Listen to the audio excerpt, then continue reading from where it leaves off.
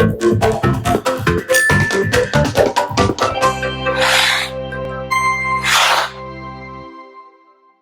I'm the Loy Machedo speaking from LoyMachedo.com. My name is Loy Machedo. Today, the date is 30th May 2016, time right now is 2:45 p.m. Okay, lately I've been getting a lot of these calls about my doggy fur. And lately I've been getting a lot of calls about love and marriage and all that.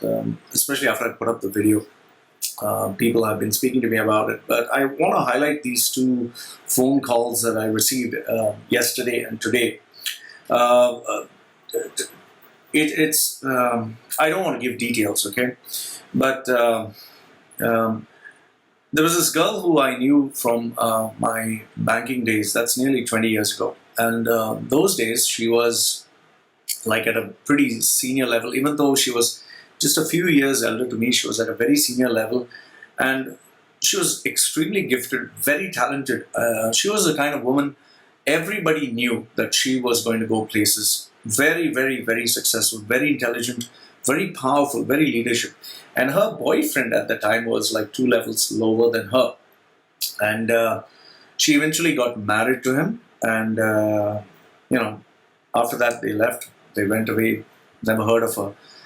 And after 20 years, nearly 20 years, she gave me a call. And I was like so shocked when I heard it was her. And in fact, questions like, how did you recognize me? Because I didn't have tattoos, I had long hair. And she said she found out through someone else that I was the same Loy. Okay? Now, the part that surprised me was, imagine this girl was so talented, so gifted, so educated. She had all the degrees, qualifications.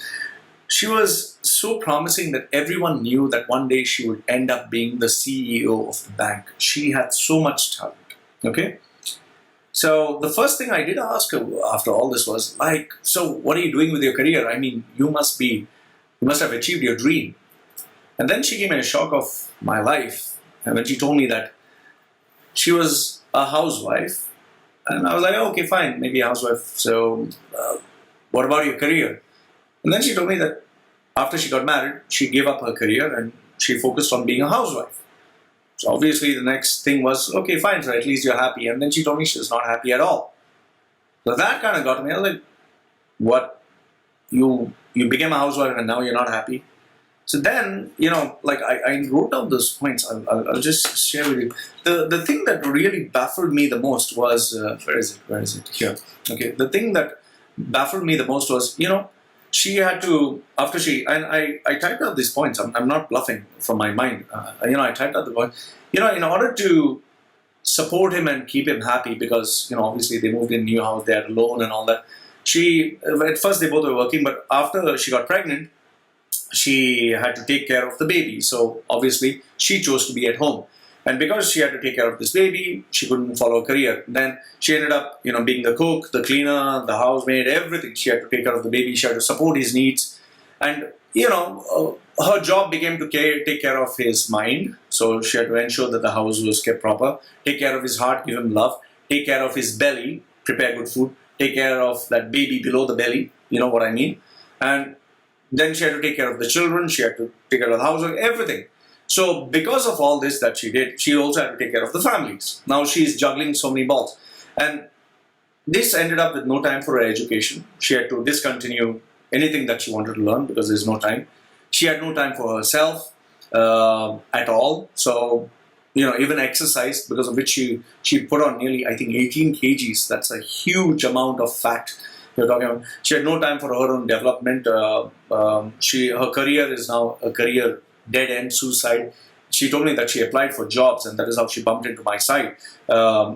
Nobody's entertaining her. All the people who know her, they have all moved up to very high positions, and the only position she's being offered is that of a junior, which is much more worse than what she was. And today she has realized she's nowhere. She's absolutely nowhere.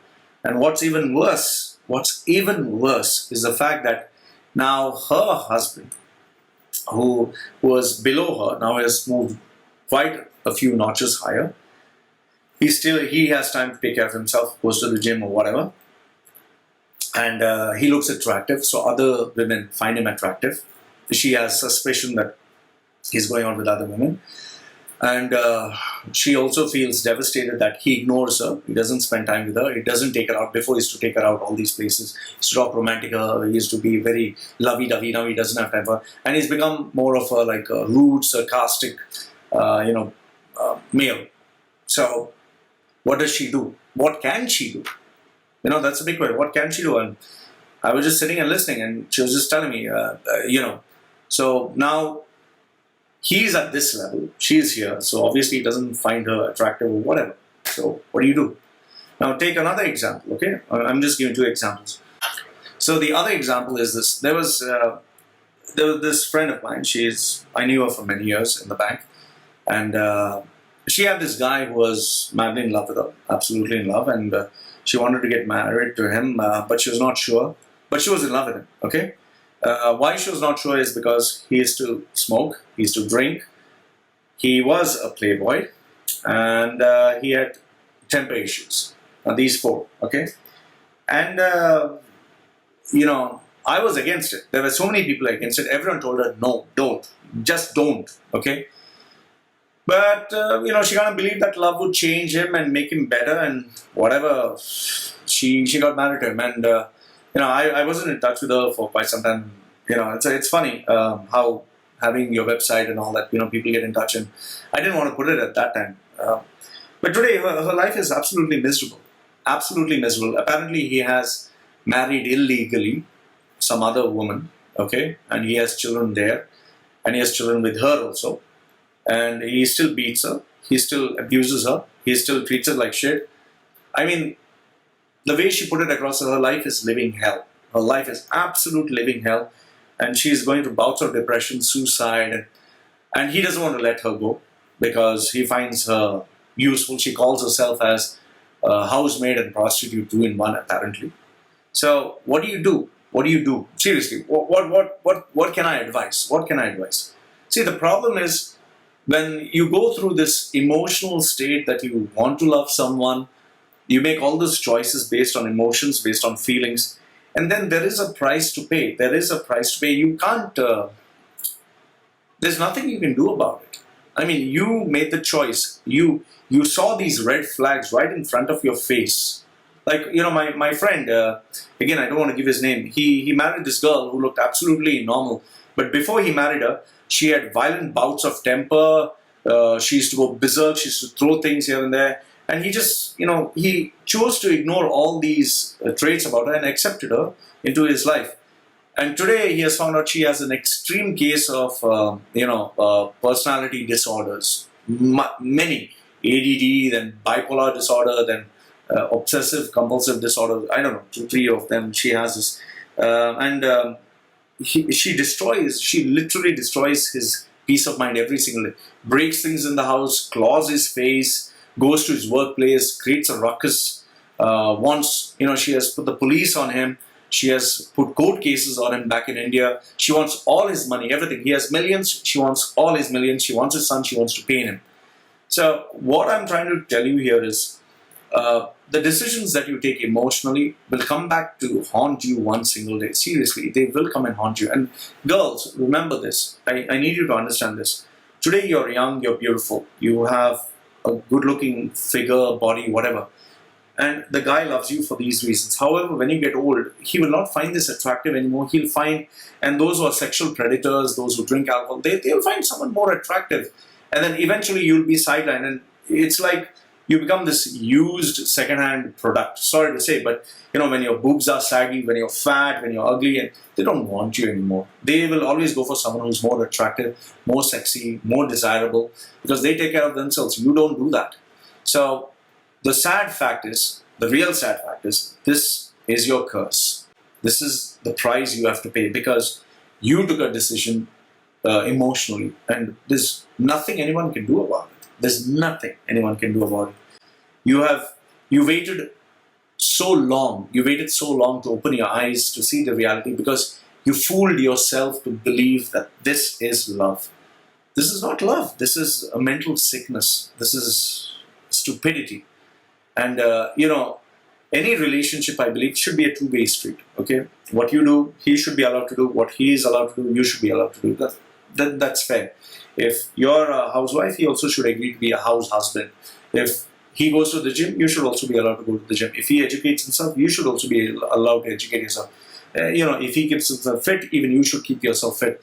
Then it's normal. Then both of you are growing at the same time. Others, one will go up, one will go down, and eventually he will not find you attractive, he will not respect you. And just ask yourself, after all the sacrifices that you've made, all the sacrifice, if in case he says, fuck off, he says, I don't need you now, what will you do? Where will you go? So, I'm not trying to depress you, but I meet so many people, I speak to so many people, and these are the realities of life.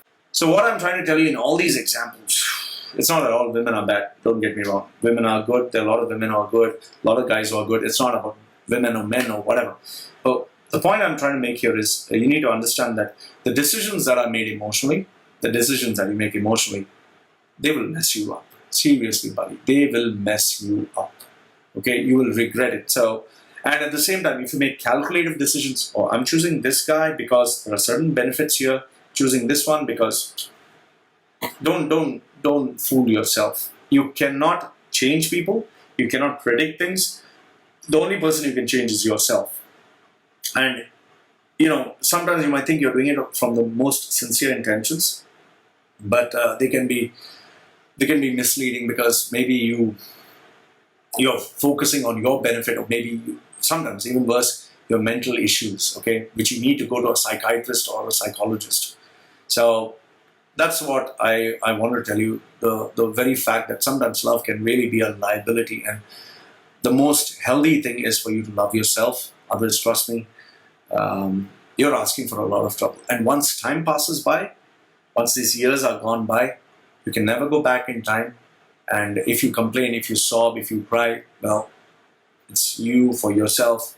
There's nobody else, In fact, just one last bit that I want to tell you is a lot of people who fall in love and they don't really think, they don't use their brain. That is why the girl is one side in one country, guy is one other side, child is one other side. And that's a pathetic way to live. That's absolutely miserable way to live. And seriously, that kind of love is bullshit. So Loy from LoyMachedo.com and Loy Machedo sharing with you the fact that sometimes love, seriously love, can be a massive liability. So just take care and take responsibility of your life. Loy from LoyMachedo.com saying goodbye for now. Anything, let me know. Love to hear from you. Bye.